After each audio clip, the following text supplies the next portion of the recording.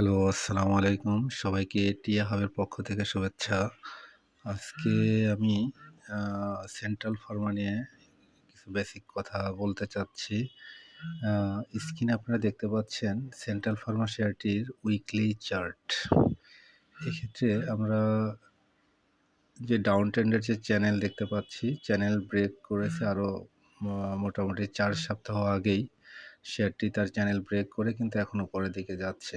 তো সবচেয়ে পজিটিভ দিক হলো শেয়ারটি তার লাস্ট ৬ সপ্তাহ প্রায় আপ ট্রেন্ডের দিকে রয়েছে। আমরা দেখতে পাচ্ছি প্রায় ১-১.৫ মাস কিন্তু শেয়ারটি সাইডওয়ে মুভমেন্ট করেছে। সাইডওয়ে মুভমেন্ট করার পরেই সে কিন্তু এখন আপ ট্রেন্ডের দিকে গেছে এবং শেয়ারটির তার যে উপরের যে রেসিস্ট্যান্স রয়েছে সেটা অলমোস্ট ৳১৬ দিকে। ৳১৬ রেসিস্ট্যান্স এরপরেই আমরা এখানে যদি আমরা ফিবোনাচি ড্র করি তাহলেও দেখতে পাচ্ছি 23% রিট্রেস করলেও সে কিন্তু এই লেভেলের দিকেই যাবে অলমোস্ট ৳১৫-১৬ দিকে যাবে।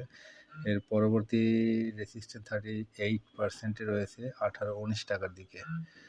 যাই হোক, আমরা আরও কিছু ইন্ডিকেটর দেখব শেয়ারটির বর্তমান পজিশন জানার জন্য।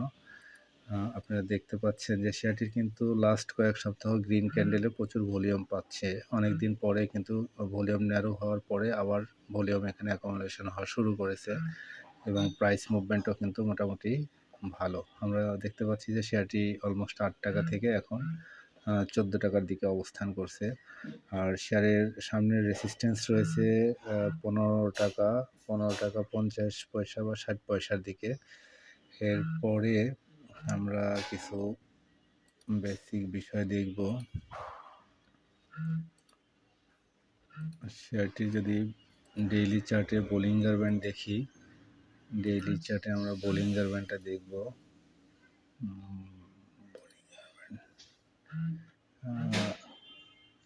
দেখেন বোলিঙ্গার ব্যান্ড যখনই একটা বোলিঙ্গার ব্যান্ডের একটা নেচার আছে, সেটা হলো যখনই বোলিঙ্গার ব্যান্ড ন্যারো হয়ে যায় তখনই এবং সাইডওয়ে মুভমেন্ট করে তখনই কিন্তু প্রাইসের একটা বড় মুভমেন্ট আশা করা যায়। আমরা দেখতে পাচ্ছি এখানে কিন্তু বোলিঙ্গার ব্যান্ড খুবই ন্যারো হয়ে আছে এবং সাইডওয়ে মুভমেন্ট করছে। এরপরেই কিন্তু এখান থেকে সে আপ ট্রেন্ডে গেছে। এর আগে যদি আমরা দেখি বোলিঙ্গার ব্যান্ডের এরকম চিত্র, এখানেও কিন্তু দেখেন বোলিঙ্গার ব্যান্ড ন্যারো হয়ে আসছে এবং এরপরেই কিন্তু এখানে মুভ করছে। এখানেও বোলিঙ্গার ব্যান্ড ন্যারো হয়ে আসছে এবং সাইডে মুভমেন্ট করছে। এরপরে কিন্তু বড় একটা প্রাইসের মুভমেন্ট করছে। তো সেক্ষেত্রে আমরা এখানেও ঠিক একই চিত্র দেখতে পাচ্ছি। তো সেক্ষেত্রে এখন আমরা বোলিঙ্গার ব্যান্ড দেখলাম।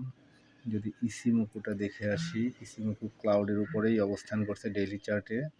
ডেইলি চার্টে আপনারা দেখতে পাচ্ছেন ইসিমোকু ক্লাউডকে ভেদ করে উপরে আছে। তো সেক্ষেত্রে এটা অবশ্যই পজিটিভ। এটাকে যদি আমরা উইকলি চার্টে দেখি, উইকলি চার্টে বোলিঙ্গার ব্যান্ডের নিচে অবস্থান, অনেক নিচে অবস্থান ইসিমোকু ক্লাউডের অনেক নিচে অবস্থান করছে। এখন দেখার বিষয় সামনে কি হয়। যেহেতু তার সামনে অনেক রেসিস্ট্যান্স রয়েছে, সেক্ষেত্রে অবশ্যই ক্লাউড ভেদ করা অনেক পরের বিষয় আর কি। আচ্ছা, এরপরে আমরা যদি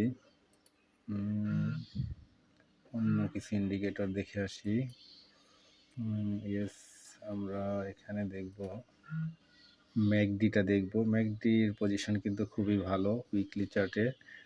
ডেইলি চার্টে যদি ম্যাকডি দেখি, ডেইলি চার্টের সবচেয়ে ইম্পর্টেন্ট বিষয় হলো ম্যাকডি কিন্তু অনেক দিন ধরে জিরো লাইনের উপরে অবস্থান করছে।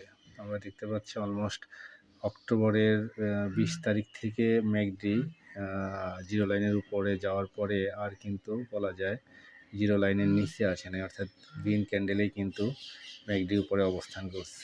এটা ম্যাকডি ডেইলি চার্টের জন্য কিন্তু খুবই পজিটিভ।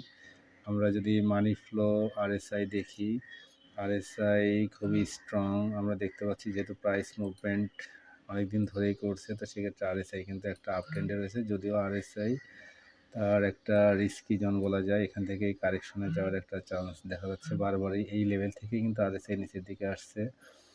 এখন দেখার বিষয় কি করে এখন।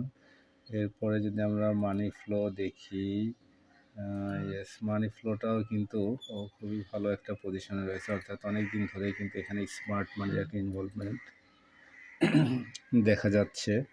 তো সেক্ষেত্রে এটাও ভালো পজিশনে রয়েছে।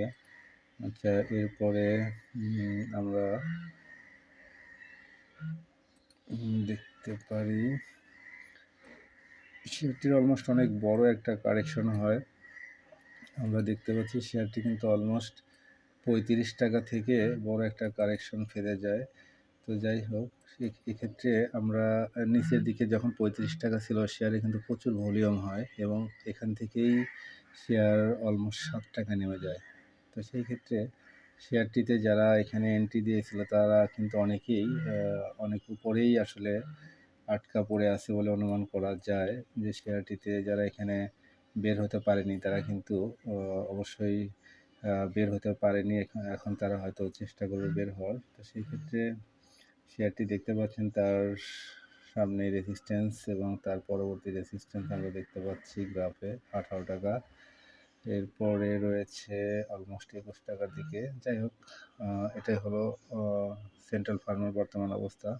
তবে শেয়ারটি গতদিন যেহেতু হল্টেড ছিল এবং প্রচুর ভলিউমও পেয়েছে আমরা দেখতে পাচ্ছি নিচের দিকে। কিন্তু আমরা যদি ডেইলি চার্টে দেখি, সরি এটা ডেইলি চার্টে রয়েছে, ডেইলি চার্টে কিন্তু আমরা দেখতে পাচ্ছি গতকাল বড় একটা ক্যান্ডেলও পেয়েছে এবং বড় একটা ভলিউম লাইন আমরা দেখতে পাচ্ছি এবং লাস্ট 3 দিন কিন্তু ক্রমান্বয়ে ভলিউম অনেক বেড়ে গেছে। তো সেক্ষেত্রে শেয়ারটি অবশ্যই ভালো পজিশনে আছে।